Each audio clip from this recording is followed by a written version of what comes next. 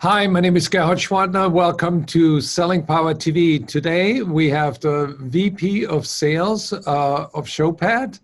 Dustin, can you introduce yourself? Hello, everyone. Thank you for joining. My name is Dustin Deno. As Gerhard said, I'm VP of Sales for North America for a company called Showbit, based out of Belgium, and I'm in Chicago. As we were entering the recession and the pandemic in March, what was your first reaction? Obviously, I think first concern was making sure that the health and safety of the team was top of mind.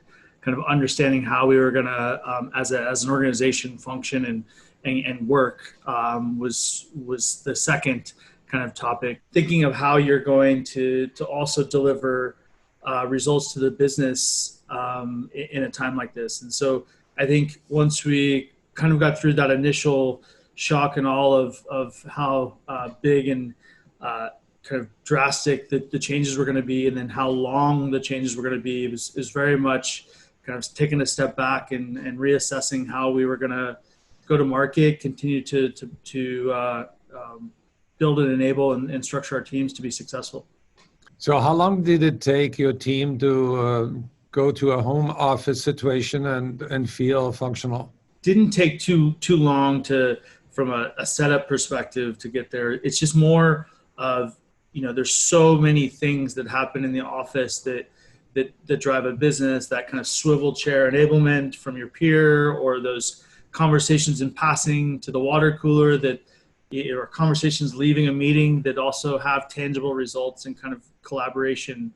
I think, it took us probably a couple weeks or a month to really get in a cadence to where we had our kind of meeting cadence and collaboration back to as good as I'd say we can get it. So when you think about your customers, what concerns did they express as the pandemic started? There's very much a part of our platform helps companies remotely onboard or remotely train and remotely enable people, for particular in sales or customer facing roles. And so there was part of that business that absolutely exploded, where they needed to shift that overnight and be able to deliver that remote training. Then the other area of the business is we had a lot of businesses changed literally overnight. So if you were in the travel industry and you were a SaaS travel provider and you were guns ablazing and the company was growing and it came to a screeching halt literally overnight, how do we empathize with those customers and work with them to make sure that we're a long-term partner with them? So very much conversation to conversation was very different. Companies needing to move really quickly, and the other companies struggling to kind of understand how they were going to recapitalize the company and kind of brace for impact as their world changed overnight. It's not easy being a leader. So how do you define good leadership? I think leadership is very much a couple of things around. First is influence, and then I think a good leader is someone that has a group of people that will fight to work for them. So I think it's important for every avenue or every area we can impact people and provide them a path to individual success. I think we'll be better off. So the qualities that I get from our conversation that you seem to embody is, I think one is empathy, and the other one is listening. I aim to be that way. I don't wake up and try to act like that, but I do think that empathy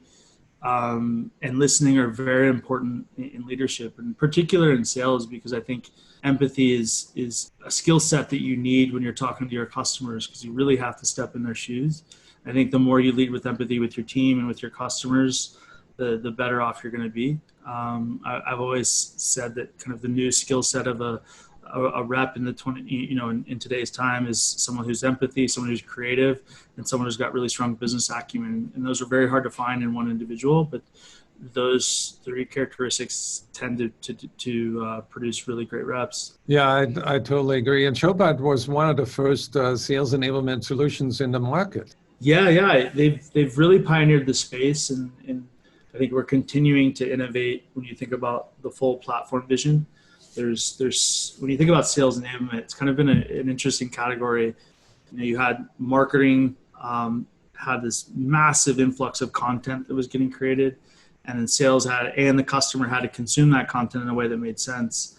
And I think the CEO kind of listened to those two struggles and brought in a sales enablement person that was really the guidance counselor between the two departments, and really, I think, started to bubble up the problem of kind of efficiency or content findability, kind of bridging that gap. But we've now seen it kind of really transfer into this idea and notion of sales effectiveness, and how can I improve the knowledge and skills of those reps and tie them to performance and really close the gap on that effectiveness conversation. So it's much more than finding a PowerPoint deck in a very quick time. It's about really what are the skills and knowledge that we need to be good, and enhancing those skills to drive performance. And now you can say nobody has ever gotten fired by investing in Showpad.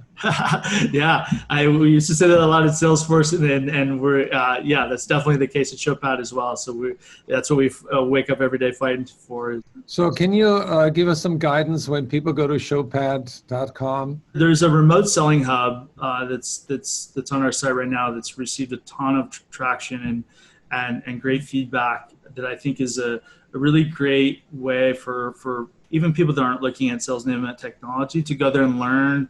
It's filled with a bunch of tips and tricks, useful information, not gated, all free for you to kind of evolve and skill up.